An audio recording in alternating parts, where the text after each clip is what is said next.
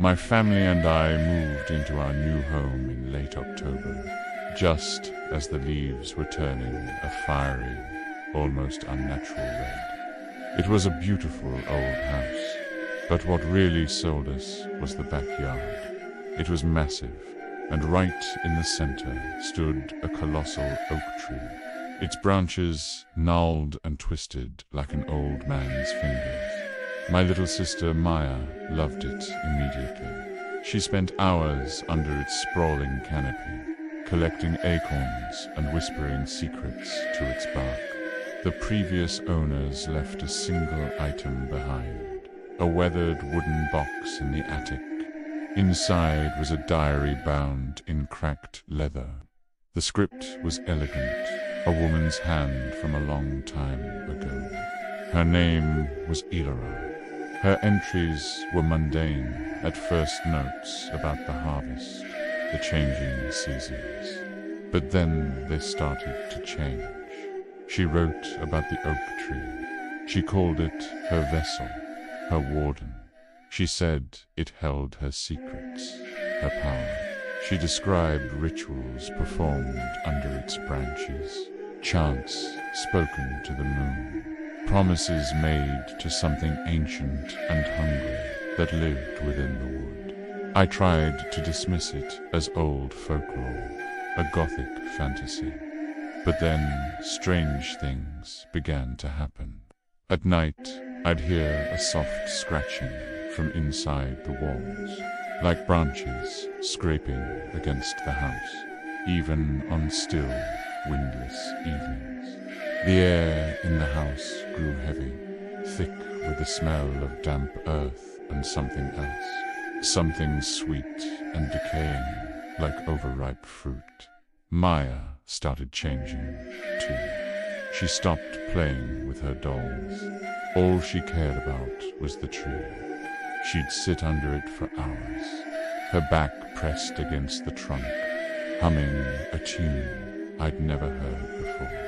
One afternoon, I saw her talking to the tree, her little hands tracing the patterns in the bark. When I called her name, she turned to me, and her eyes, for a split second, they weren't her bright hazel eyes. They were dark, almost black and ancient. It was like looking at a stranger. That night, a storm rolled in.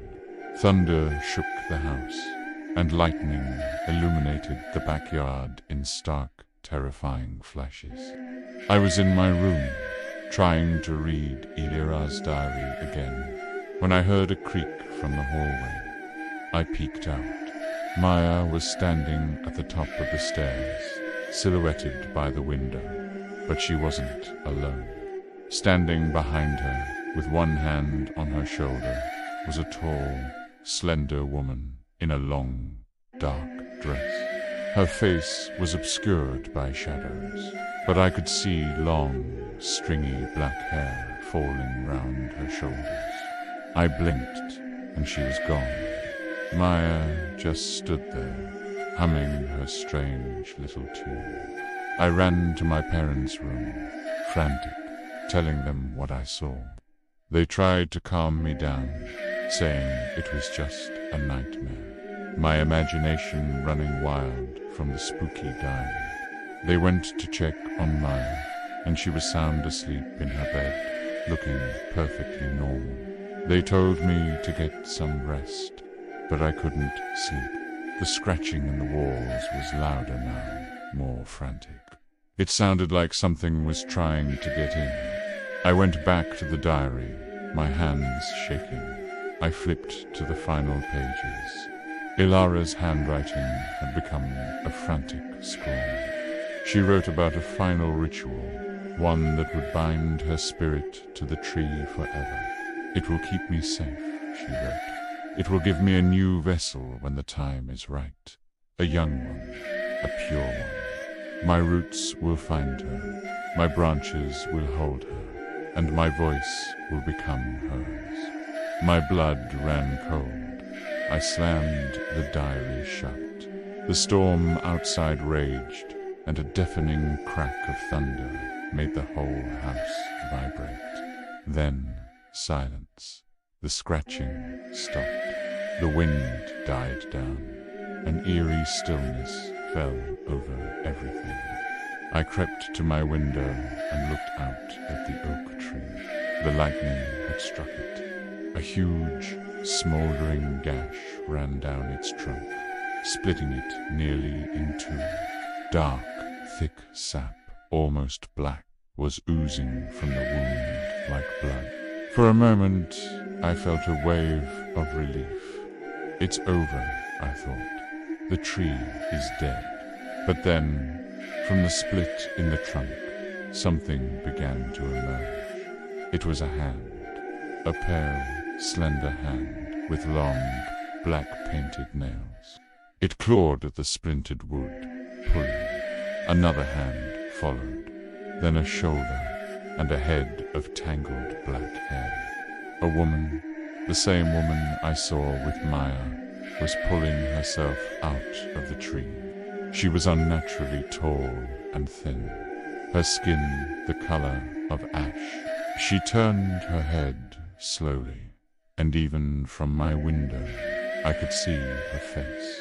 It was Ilara. Her eyes were hollow sockets, but they were fixed directly on my house. On Maya's window, I ran out of my room, screaming for my parents.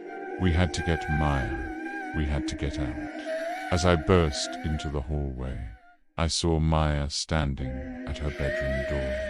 She was just standing there, smiling. But it wasn't her smile.